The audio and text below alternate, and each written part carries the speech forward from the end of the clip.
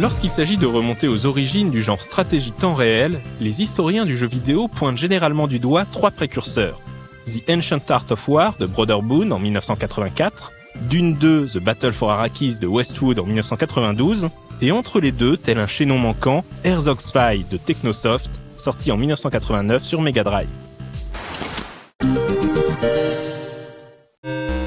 Mais pour qu'il puisse y avoir un Herzog's Fight, Zwei signifiant 2 en allemand, il faut qu'il y ait eu d'abord un Herzog tout court. Ce dernier est sorti en 1988 sur les ordinateurs MSX et PC-88. Moins connu que son successeur, Herzog n'en est pas moins lui aussi un pionnier du genre RTS. Herzog met en scène la guerre que se livre la République de Merseys, en bleu, et les rebelles de l'armée de libération de Rhodes, en rouge. Le champ de bataille a une largeur fixe et défile verticalement. Le but du jeu est de causer 100% de dégâts à l'adversaire. Pour ce faire, il faut envoyer des unités du côté ennemi.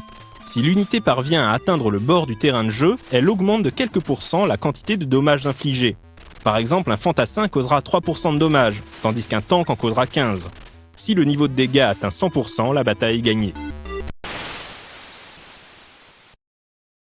Le joueur peut fabriquer 4 types d'unités, fantassins, motos, tanks et véhicules anti-aériens.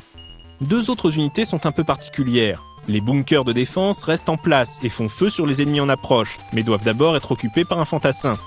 Quant aux missiles intercontinentaux, ils peuvent infliger 100% de dégâts d'un coup, mais sont chers, se déplacent très lentement et peuvent être détruits si l'ennemi envoie lui aussi un missile sur le même axe.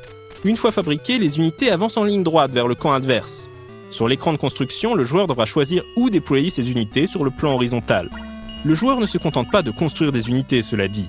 Aux commandes d'un robot géant appelé Land Armor et capable de se déplacer aussi bien au sol que dans les airs, il peut aller et venir sur le champ de bataille pour attaquer les unités ennemies, mais aussi transporter ses propres unités afin de les déposer au plus près du camp adverse.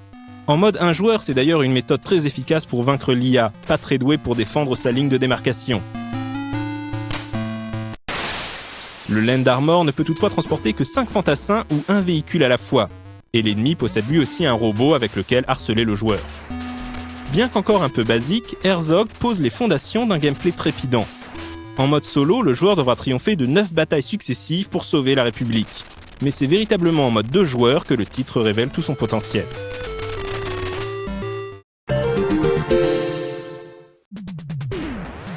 Sorti l'année suivante sur Mega Drive, Herzog's Fight reprend le principe de son prédécesseur mais lui donne littéralement une nouvelle dimension.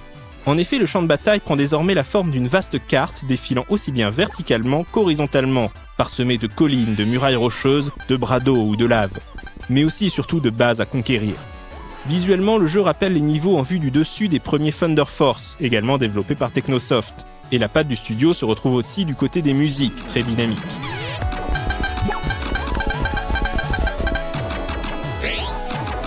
Contrairement à son aîné, Herzog's Fight n'a pas vraiment de scénario. Au début de la partie, le joueur a le choix entre 8 cartes, chacune possédant 4 configurations différentes. Le joueur doit toujours prendre part directement à l'action aux commandes de son mecha. Celui-ci a désormais 2 formes distinctes, robot et avion. En mode robot, le mecha peut attaquer les unités ennemies, mais ne peut pas transporter ses propres unités. En mode avion, il peut transporter des unités, mais ne peut pas s'en prendre aux ennemis au sol. Chaque joueur, qu'il soit humain ou IA, possède une base principale dans laquelle il peut produire des unités ou réparer son mecha. Il ne peut produire qu'une unité à la fois, qu'il devra ensuite manuellement transporter sur le champ de bataille. Si le joueur parvient à placer 4 fantassins dans une base secondaire, il en prend le contrôle. Il peut alors y recruter des troupes et donc s'en servir comme tête de pont. Si toutefois le joueur perd sa base principale, la partie est perdue. 7 types d'unités sont disponibles. Fantassins, motos, voitures blindées, tanks, lance-missiles, artillerie, ainsi que bateaux sur les cartes pourvues d'étendues d'eau. Les véhicules peuvent désormais se retrouver à court de munitions. Le joueur devra alors déployer des camions de ravitaillement pour pouvoir continuer le combat. Au moment du recrutement ou pendant le transport, le joueur peut donner une instruction globale à l'unité. Aller capturer la base secondaire la plus proche, patrouiller autour de son lieu de déploiement ou encore attaquer directement la base principale de l'ennemi. Malheureusement, le pathfinding des unités est très limité et celles-ci se retrouvent fréquemment bloquées par des obstacles. Elles sont également totalement aveugles aux dangers du terrain. Si une rivière de lave se trouve entre elles et leur objectif, elles fonceront dessus et seront réduites en cendres. Le joueur doit donc sans arrêt micromanager tout ce petit monde et s'assurer de toujours déposer les troupes au plus près de leur destination.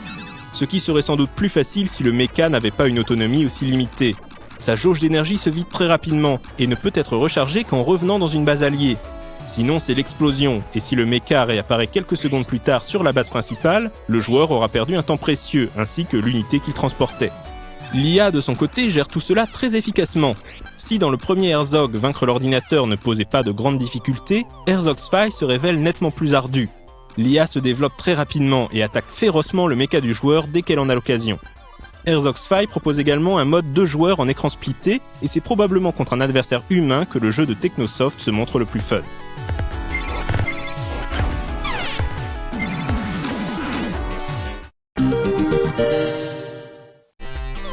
Très en avance sur son temps et souvent incompris au moment de sa sortie, Herzog Zwei est désormais considéré comme un titre majeur de l'histoire du jeu vidéo.